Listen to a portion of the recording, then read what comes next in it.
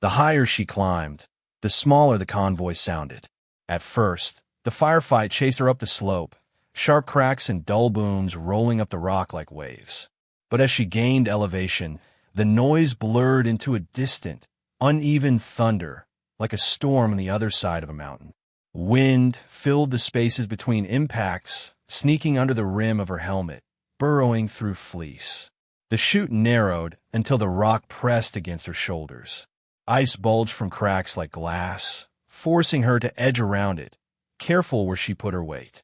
Every step dislodged a sprinkling of powder that slid past her boots and tumbled down toward the valley. She tried not to think about how that would look from above, tiny cascades, giving away a climber where there should have been only rock and wind. Halfway up, she paused, chest pressed to the stone, one boot jammed into a notch. Snowflakes drifted down, slow and lazy at this height, clinging to the paint on her rifle. Her radio, clip high on her chest rig, hissed once, then snapped into utter quiet. She tapped the antenna, cycled through channels. No burst of static, no half-heard shout, just nothing. Fine, she muttered into the cold. We'll do it this way. She climbed higher. Clouds thickened, smearing the edges of the world. One moment she could see the full bowl of the valley below, convoy trucks like toy models in a museum diorama. The next, a curtain of gray swallowed everything more than 100 meters away. Visibility rose and fell without warning, forcing her to move by memory. Contour lines from map, mental sketches of slope angles, rather than what her eyes took in. At a bulge in the rock, she found temporary cover and flattened herself against it, letting her pulse slow. From a pouch inside her jacket, she pulled a small handheld receiver, old, beat up, nothing fancy. Its stubby antenna peeked past the edge of the rock as she thumbed it on and spun the dial. For a few seconds, there was only hiss. Then voices, clipped, urgent, layered over each other. Not clear enough for full sentences, but enough for fragments, words she recognized from past deployments. Fire corrections, grid references, mentions of the road, the trucks, packages they wanted intact. A separate channel, colder, more controlled, asking for updates on signal suppression. They weren't guessing. They weren't freelancing. This was controlled, timed. The jamming wasn't a blunt hammer. It was a scalpel, cutting out their comms at the exact moment it hurt most.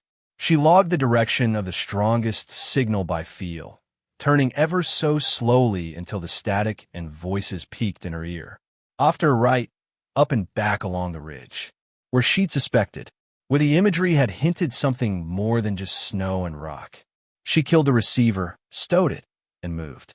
The chute spat her out onto a broken shelf of stone, just wide enough for a prone shooter.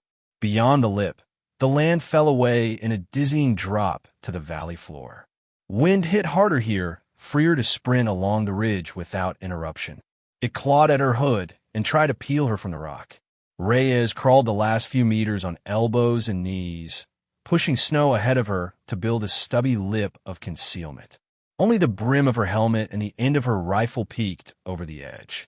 Through the magnified world of her optic, the enemy side of the valley leaped into crisp detail. Here was the mortar pit, not where she'd expected from the initial impacts, but tucked into a shallow pocket of earth a little back from the ridge, partially roofed with netting and snow-stained canvas.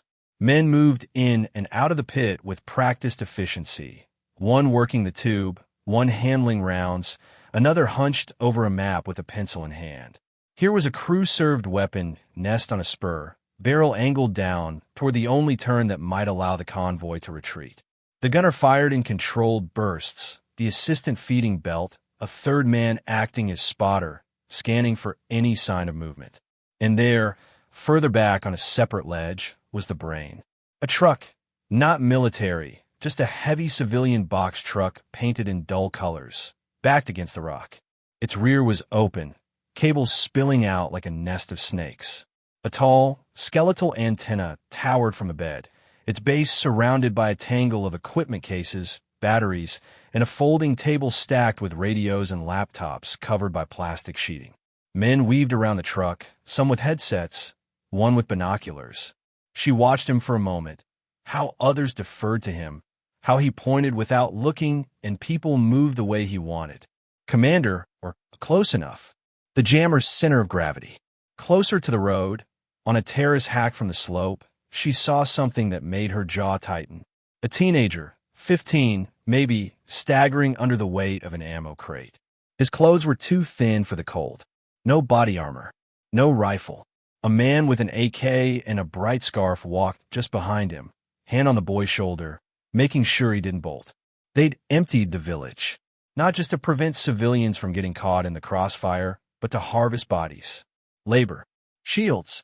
Evidence they'd been planning this for more than just the last weather report. A distant whomp announced another mortar leaving the tube.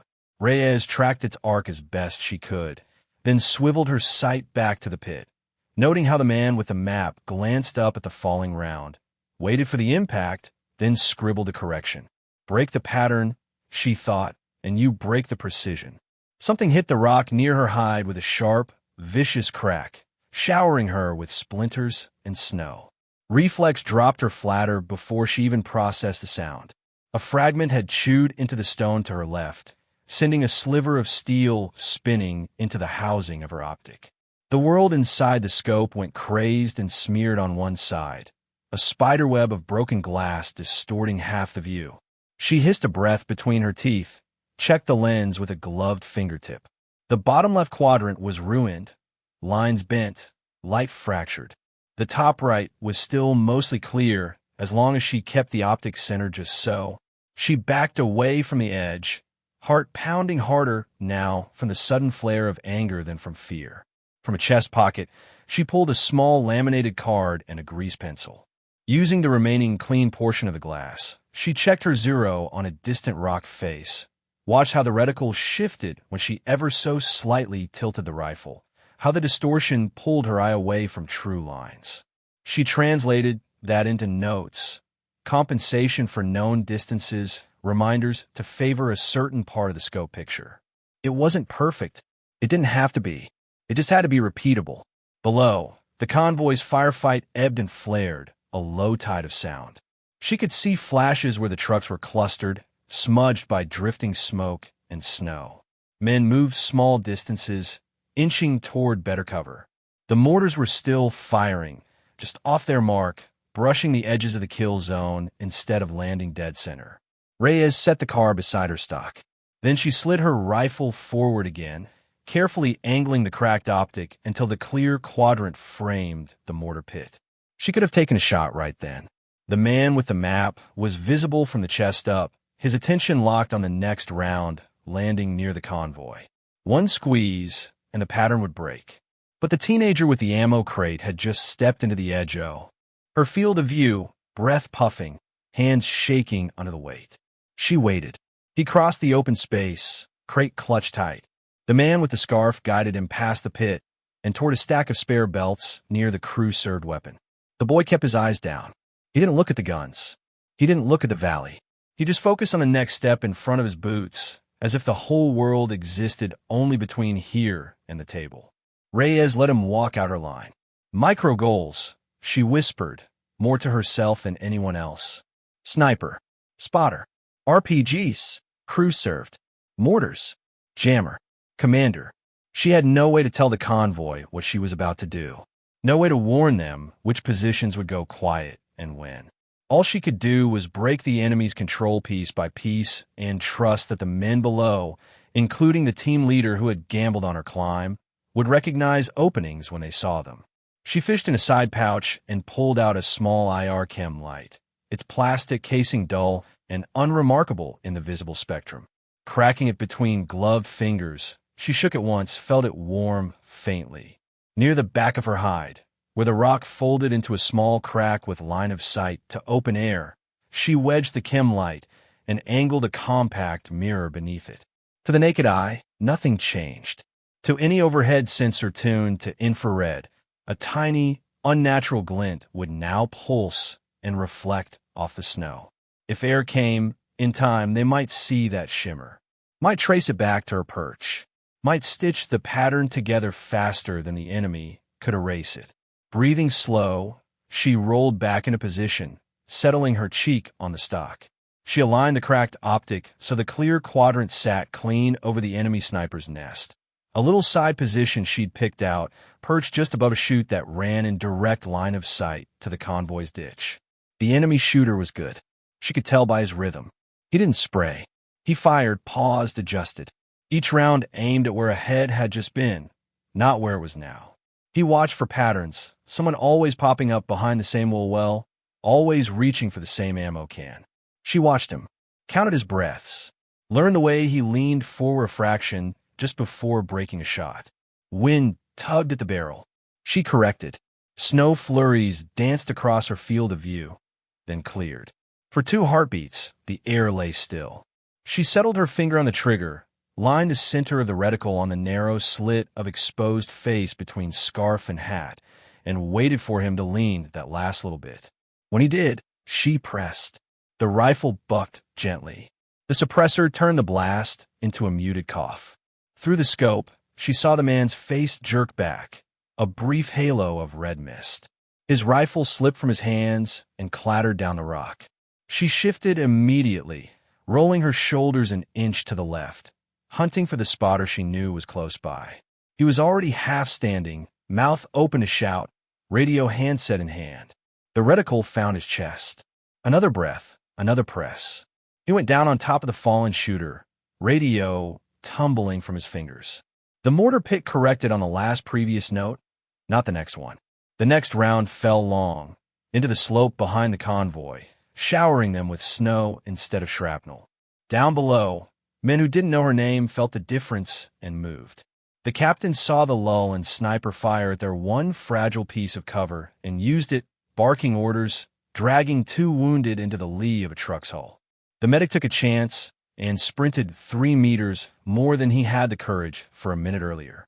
The JTAC popped his head up long enough to see no muzzle flashes from the sniper's perch and shifted his position. Reyes barely saw them. Her world had narrowed to a series of targets and the space between beats of her heart. She moved to the rear of the convoy kill zone. An RPG team crouched behind a chunk of rock, launcher on a shoulder, waiting for a truck to try something desperate. The man with the tube wasn't the threat yet. The one feeding him rounds, the one scanning the road was. The reticle settled. The clear quadrant of glass offered her his profile. She led him by a fraction, anticipating the way he turned toward the valley. The shot broke. He pitched forward, knocking the launcher askew. Her handheld receiver squawked at her hip. She flicked it on for a second. Voices overrode each other in rapid bursts. Someone screaming about a shooter on the high ridge, about men going down, about sniper fire from above their own positions. Another voice, cooler, demanding a location. Orders shrieked about searching the cliffs, sending eyes and steel upward. They'd felt the invisible hand on their shoulder. A new sound drifted up, a higher-pitched buzz different from the rotor-heavy rumble of larger aircraft. She tilted her head and saw it.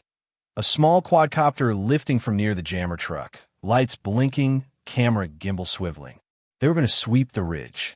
She pressed closer to the rock, minimizing her profile, her ghillie netting, already crusted with snow and slivers of rock, blended with the ground. She moved only enough to tilt the rifle sideways, letting the drone pass overhead without seeing the faint lines of metal that shouldn't be there. The buzzing grew louder, then steadied as the drone hovered above her approximate area, thermal camera hunting for a heat signature that didn't match the environment. She slowed her breathing until each inhale was barely more than a sip. Her fingers, numb from the cold, stayed locked in place, not daring to flex. The drone drifted on, swinging back toward the jammer truck to relay what it had seen. For now, she was just another cold shape in a world full of them. She couldn't stay invisible forever. Her eyes went back to the crew-served weapon watching the withdrawal route. Gunner. Assistant. Spotter. The third piece on that flank. They were behind partial cover, but she had angle. 2 quick shots, time between drone passes, dropped gunner and feeder in rapid succession. The third man flinched, grabbed for the weapon, then ducked away when he realized he didn't know from where death was coming. The gun went silent. One more chain broken. Panic was starting to leak into enemy radio traffic. The calm voice from the jammer truck cursed and barked orders. New teams were dispatched with ropes, rifles slung, to climb the chute Reyes had used, hunting for the ghost in their rear. She heard them before she saw them. Rockfall, boots scraping, breaths carried up by wind.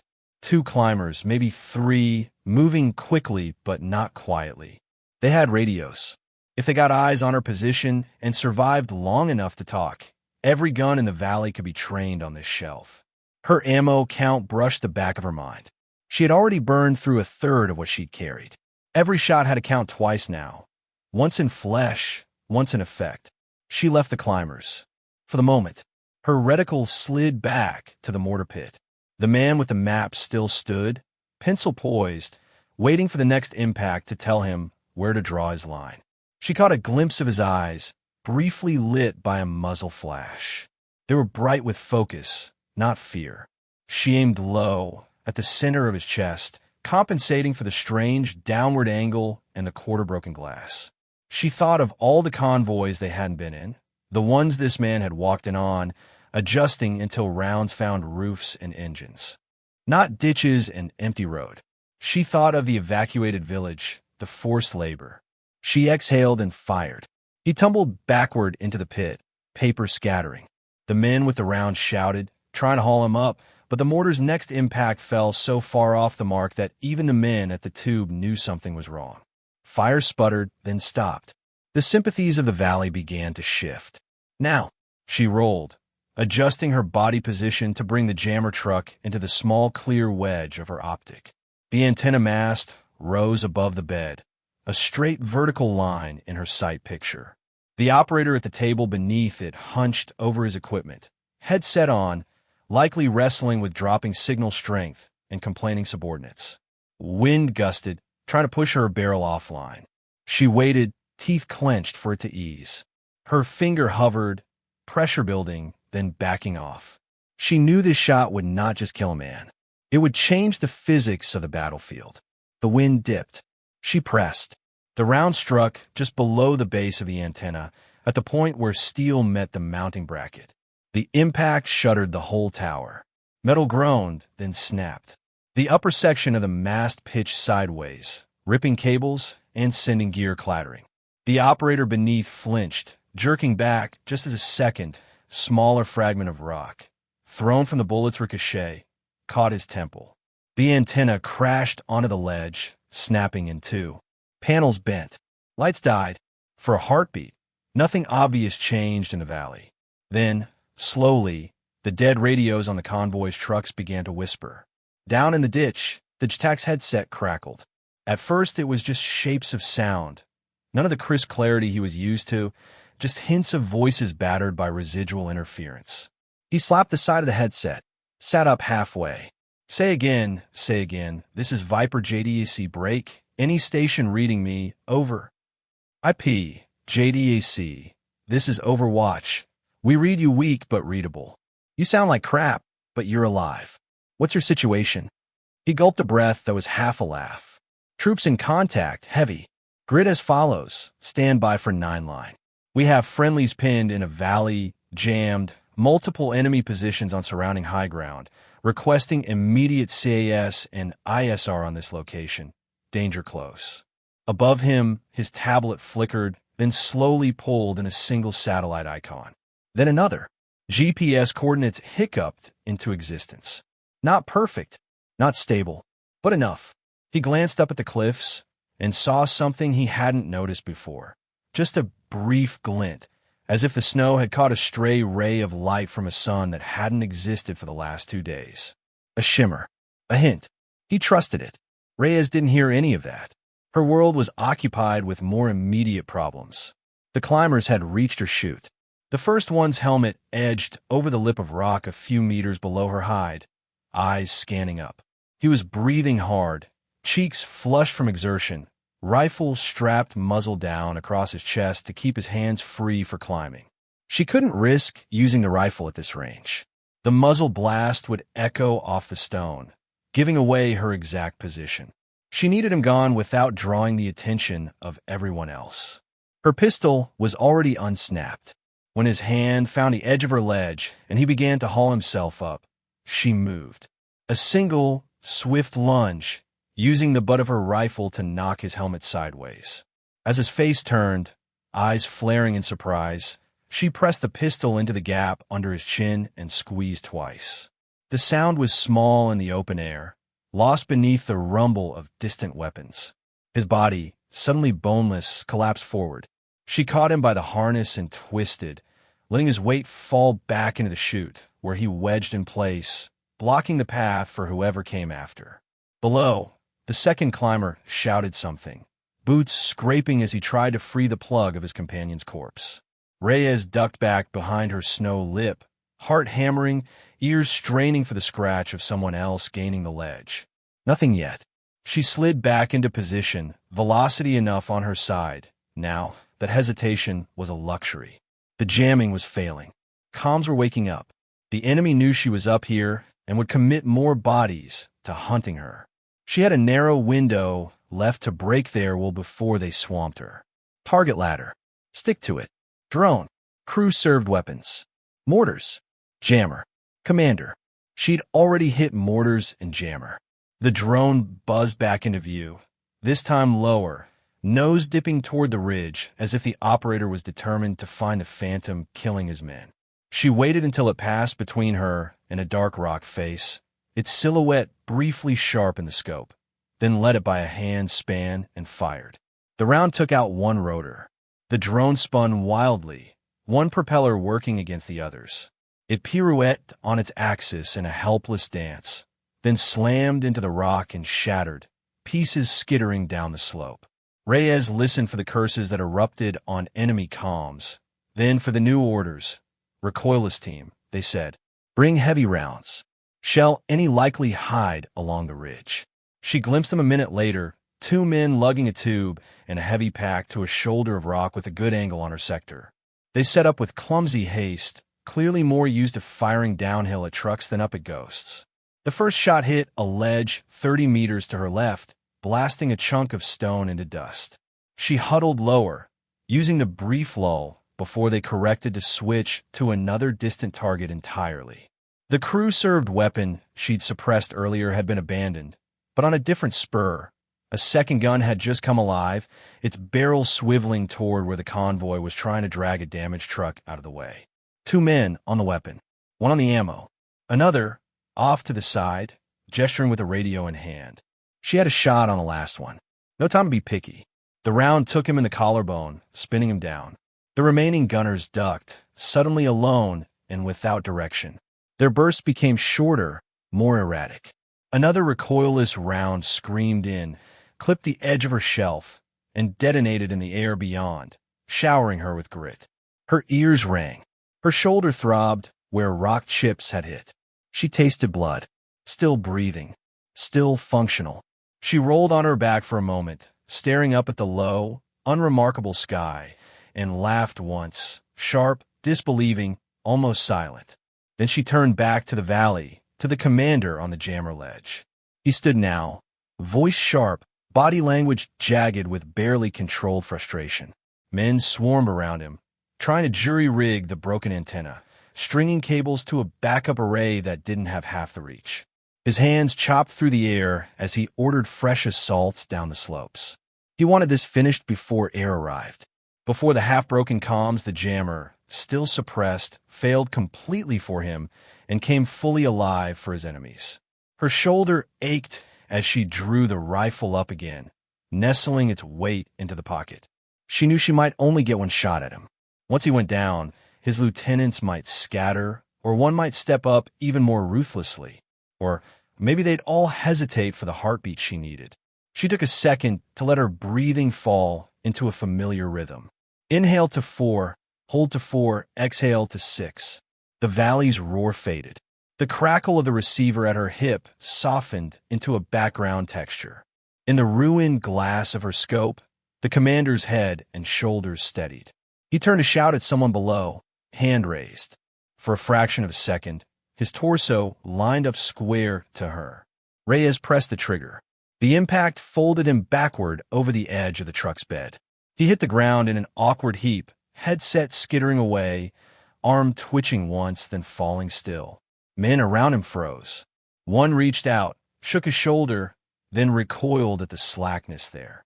For 3 long seconds, no one moved, orders caught in their throats, habits suddenly unmoored. Down in the valley, the captain saw the assault falter and understood even without knowing why. He shouted for smoke. Green canisters arced through the air, hissing thick clouds that billowed between the convoy and the enemy positions. "Move!" he roared, grabbing a litter handle with one hand and the strap of the black case with the other. We push now. Engines that still worked revved, tires spinning, chains clanking as drivers forced them through drifts and debris. Men pushed at bumpers, boots sliding, lungs burning. Wounded groaned as litters jostled over ruts. The medic clung to the side of a truck with one hand, other hand pressed to a bandage to keep it from slipping. In the sky, metal thunder rolled. The first aircraft to answer the JSOC's ragged 9 line came in high and fast, banking hard over the valley. Its pilot squinted down through a targeting pod at a scene already partially marked by smoke and chaos. "Overwatch, this is Steel 1. Tally smoke, tally multiple muzzle flashes. Talk me onto your friendlies," the pilot radioed. "Friendlies are in the smoke, center of the valley," the JTAC replied, breath coming in ragged gasps. "We are moving south along the road. All ridgeline positions with muzzle flashes are hostile. Be advised, we have possible friendly Overwatch high on the ridge, IR glint near grid." "I see it," the pilot cut in. "Single point of weird. We'll avoid that sector. Cleared hot on the rest." "Cleared hot," the JTAC said. "Danger close. Would dead if you don't." Reyes saw the aircraft only as a dark, fast-moving shape cut across the strip of sky above her hide. A heartbeat later, the ridgeline opposite erupted under precise bursts of cannon fire. The air filled with a new sound, one she had heard enough times to know intimately. The ripping buzz of rounds arriving in tight patterns, walking along trench lines and emplacements. Enemy positions that had been trading fire with the convoy vanished in clouds of rock dust and vaporized snow. Figures scattered, some never getting back up. The carefully prepared kill zone lost teeth faster than the men in it could comprehend. A second aircraft, this one slower, bulkier, rolled in, its sensors tuned to the JSOC's hurried coordinates and the odd IR shimmer of Reyes' makeshift beacon. When the first jet had torn open the obvious positions, the gunship probed the deeper ones, tracing the lines of trenches Reyes hadn't had time to pick apart. For the first time since the initial blast, the weight of fire in the valley tilted decisively in the convoy's favor. Reyes lay still and watched it happen. No whooping, no adrenaline high, just quiet. A tired satisfaction as pieces she'd set in motion meshed with pieces others had brought to the table. When the worst of the enemy fire had been silenced, and the convoy had punched its way clear of the tightest curve, she began to withdraw. Backing out a hide was slower than building it. She smoothed snow over the impressions her elbows had left, scattered the rocks she'd used as rests. The cracked optics still showed enough picture to guide her down the first part of the chute. Then she slung the rifle and climbed the rest of the way by hands and boots. The cloud cover thickened as she descended, embracing the ridge like a closing fist. By the time she reached Franco's hollow, the valley below was a smudge of moving shapes and fading smoke, sound dampened to a dull murmur. Franco lay where she'd left him, back pressed to the rock, smoke canister clutched but unused. His helmet was askew, blood dried in a crust down one side of his face. He looked up blearily when she slid into the hollow. "You die up there?" he croaked. "Not today," she replied, checking his pupils with a quick sweep of her light. "How's your head?" "Ringing. And I hate mountains now." "You hated them before." He managed a weak laugh. She cinched his helmet strap, tightened his tourniquet, and glanced toward the road. Engines growled, more distant now. The kill box had been broken. The ambush was no longer a death sentence. It had become what it should have been from the start, a hard contact with a way out if they moved fast and accepted the cost. "Can you walk?" she asked. With motivation, she helped him to his feet, slung one of his arms over her shoulder, and together they began picking their way down, leaving behind a shelf of disturbed snow and empty brass that would be dusted over by the next wind. By the time they reached the road, helicopters were already making their first approach. Rotors thundered, beating pathways through low cloud, kicking snow into whirlwinds as they flared into a rough landing zone carved from the widest available stretch of pavement. Men guided them in with panels and smoke, bodies hunched against the rotor wash that threw grit into every exposed crack. The battle's sharp noises had softened, replaced by the more organized chaos of post-contact tria. Medics shouted vitals, names, injuries. The black case sat strapped to the bed of a truck, half covered by a tarp, guarded by a cyber-tech with a faraway look in his eyes. Reyes watched as litters moved past, faces pale under grime and blood. Some joked weakly with the men carrying them. Others stared straight ahead. One or two didn't move at all, their features already too still, too distilled. She felt the ache in her own shoulder, the bruises on her ribs from where rock had punched through body armor after near misses, the scratches on her fingers from frozen stone. None of it seemed worth mentioning compared to the holes in other people. Franco shuffled beside her, one arm still over her shoulder, the other gesturing as he tried to tell anyone who would listen about how she'd gone up the mountain while he sat on his ass and pretended to be useful. Later, she told him, tell your story later. Right now, you're going on that bird. I'll catch the next one. He frowned at her, as if something in her tone bothered him, but the medic who claimed his litter was already calling his name. She squeezed his hand once, then watched him disappear into the open mouth of the helicopter, rotors blurring as it lifted. The valley shrank behind the departing aircraft, becoming once again just a piece of geography, its scars mostly hidden under fresh snow. At the base, they built a tent where there hadn't been one yesterday. It smelled like canvas, sweat, and coffee gone sour on a hot plate. Maps were pinned to walls, overlapping in layers. A whiteboard showed notes in different handwriting, times, grids, names. Men and women crowded in, some still in armor, others in fleece and patches, all with that taut, exhausted posture that comes from running on too much adrenaline and not enough sleep. On the table in the center lay the spoils and nightmares of the relay node. Captured hardware, drives, handwritten notes dragged from frozen pockets. Screens displayed waveforms and logs, showing exactly how the enemy had played with coalition comms like a cat with string. They hadn't just jammed at random. They'd mapped, probed, watched how fast units reacted when radios died, how quickly alternate nets came up, which frequencies were reserved for whom. They'd bailed out their villages to get clear footage, then filled the empty spaces with antennas and prepared kill zones. They had wanted live operators, not for ransom, for propaganda, for interrogation, for the long-term value of breaking minds that held protocols and habits. They had wanted the black case, to tear apart its guts and learn how to turn coalition tools against their makers. We've been walking into a lab, one of the intel officers said grimly, jotting notes. We kept assuming these blackouts were crude. They've been refining this for months. Reyes sat on a folding chair against the side of the tent, mug of something hot cooling between her hands. Her fingers were raw where the gloves hadn't fully protected them during the climb. The heat bit more than it soothed. People talked around her. About luck. About how air showed up just in time. About how the enemy must have made a mistake, tipping their hand too far. No one in that first stretch mentioned the single point of IR Shimmer the gunship had noted on its HUD or the broken antenna mast on the jammer truck. The captain eventually pushed away from the cluster at the map and came to stand in front of her. You going to tell them, he asked quietly. Or am I? She shrugged. You're the one who has to sign the report. He blew out a breath, studying her for a moment, then gestured toward the table. Walk us through your path. Use the big map.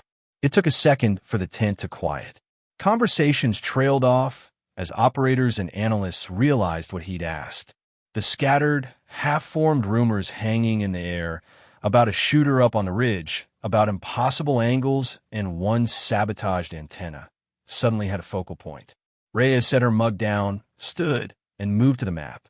The grease pencil felt clumsy in her bruised fingers, but the hand that held it was steady. Here, she said, circling a section of ridge behind the valley, is the chute I used. I left the road after the kill box locked in, climbed up this line. Radios were dead by this point. The jamming bubble extended high enough I couldn't talk to you, even if I wanted to. She drew a rough X where her hide had been, a small dot where Franco had waited. Lines connecting mortar pit, sniper nest, RPG teams, crew-served weapons, jammer truck. She spoke in simple, unadorned sentences. No flourish, no admission of doubt. She listed targets in the order sheet, engaged them, described what their removal had changed, where the mortars walked long, where a flank gun fell silent, where an RPG had never fired because its feeder never got a hand over a round. She described the antenna shot last, almost as an afterthought. It wasn't the cleanest hit, she said, but it was enough to knock the mast and the operator. Their jamming dropped from full denial to heavy interference. That crack in the armor let your 9-line through. You make it sound like a live-fire exercise, one of the younger intel analysts blurted. Like you're on the range, not hanging off a cliff. Reyes looked at him. The bullets don't know where they are, she said. They just follow the rules you give them. An older intel officer, the one who'd brushed off her questions about jamming patterns the day before, frowned at the map. His finger traced the evacuated village, then the kill zone, then the relay site. You asked about the blackouts targeting convoys, he said slowly. You pointed at that ridge line on the imagery and said something about cut switchbacks. I said it was drift. Yeah, she said. He nodded once, the motion tight, as if swallowing something bitter. We should have listened harder. The room fell quiet for a moment, the weight of that admission settling over more than just him. Later, when the formal debrief gave way to smaller conversations, the captain found her again, away from the map, in a corner where the tent wall snapped faintly with each gust of wind outside. People talk about you, he said without preamble. They say your last mission report came back mostly blacked out. They say nobody's sure exactly what you did out there. People talk too much, she replied. What happened? She rolled the cooling mug between her palms, eyes on a scuff in the floor. When she spoke, her voice was quiet enough that the words barely carried beyond the two of them. Different valley, she said. Different ridge. Same idea. Unit got compromised on exfil. We had wounded, bad terrain, enemy closing from two sides. Team lead asked for someone to stay on the high ground and slow them down. And you volunteered. I'd already memorized the angles, she said. It made sense. He didn't ask how many there were. Didn't ask how long she stayed or how close they came. He could imagine enough from the way her eyes went a little distant. I lost comms when my radio took a round, she continued. They thought I'd bought it. Pulled off the objective and left. I walked out 6 hours later, solo, after the last of the contact faded. I was dirty and bleeding and very late to my own memorial plans. Why black out the report? He asked. She gave a tiny shrug. Some people higher up got nervous about how many shots were fired after the order to withdraw, about how many bodies were found on the wrong side of a border. Easiest answer was to paint a thick black stripe over the parts that made them sweat. And the name. Which one? The one people whisper. She smiled without humor.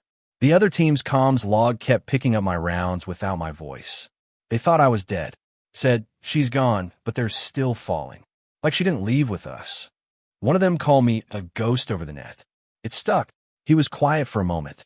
I don't like that it stuck for the wrong reasons, he said. For rumors and redacted lines instead of what actually happened. It doesn't matter what they think, she replied. It matters if people get out when they weren't supposed to. At the far end of the tent, someone raised the question of how much detail should go into the official after action. What to say about the lost truck? The jammed comms. The exact origin of the shots that had broken the kill box. Some argued for specificity. Use this as a case study, a lesson. Others worried about what it would look like on paper. One sniper leaving a convoy to freelance a climb up a mountain, taking unilateral action against an enemy EW node without higher approval. Doctrine doesn't say a lot about what you do when half your systems are turned off by someone else, the captain said dryly. We'll write what matters. That the convoy got out. That the jamming had a physical node. That someone neutralized it. And the rest, the intel officer asked. He glanced toward Reyes, who had gone back to her chair, mug now empty, fingers flexing slowly as sensation crept back into them. The rest, he said, will live where it tends to live. Between the lines. In the people who were there. She didn't argue. Didn't volunteer to be a line in anyone's legend. The only thing she requested when asked for input was that the kid on the ridge and the medics who'd soaked their uniforms through on cold snow be named. At dusk, when the formal business slowed and generators hummed in a different key, she stepped out of the tent into thinning daylight. The plateau overlooked the same valley they'd fought in, though from this distance it might have been any of 100 similar cuts in the earth. Smoke had long since dispersed. Tracks were already being filled in by fresh flurries. The only sign of violence left were a few darker smudges where something hotter than snow had recently burned. Her boots crunched as she walked to the edge. The wind was sharper now, unbroken by the bulk of helicopters or trucks. It lifted strands of hair that had worked their way free, tugged at the hem of her jacket. She looked down, not with the eye of a shooter searching for targets, but with the distant calm of someone revisiting a place that had tried to hold her. Men moved behind her, their voices softened by the distance. The medevac birds had come and gone. The wounded were en route to bigger hospitals. The dead waited in flag-draped silhouettes for the journey home. The black case sat in a more secure room now, its contents cataloged, its brush with capture narrowly avoided. There would be other missions, other valleys, other attempts by enemies who had watched this fight and told themselves they could do better. She shifted her weight, boots leaving shallow prints in the thin layer of fresh snow. The wind leaned in, inquisitive, and began to erase them almost as fast as she made them, blurring edges, softening depressions until they were just faint changes in texture. Behind her, somewhere not too far away, someone likely used her call sign in a sentence. Maybe with a note of awe, maybe with skepticism, maybe just a shorthand in a story about that one time we nearly got turned into a lesson. On some far-off hillside that no longer mattered, enemy fighters picked through their shattered jammer truck and broken emplacements, telling their own version of the day a ghost had sat in the rocks above them, cutting threads they thought invisible. Reyes watched the last hint of sunlight bleed out of the sky behind the peaks. The gray of the clouds deepened to blue, then to something close to black. In the narrator's imagination, the one that would later overlay all of this in a polished voiceover, it was easy to hear a line threading through the quiet. They call her Ghost, not because she appears from nowhere, but because by the time her enemies know she was there at all, she's already walking away, leaving only the damage behind. On the plateau, in the cold, Reyes didn't think in lines. She thought about the kid with the ammo crate, about Franco's concussion, about the way the medic's hands had shaken when he lit his first cigarette after the medevac bird lifted off.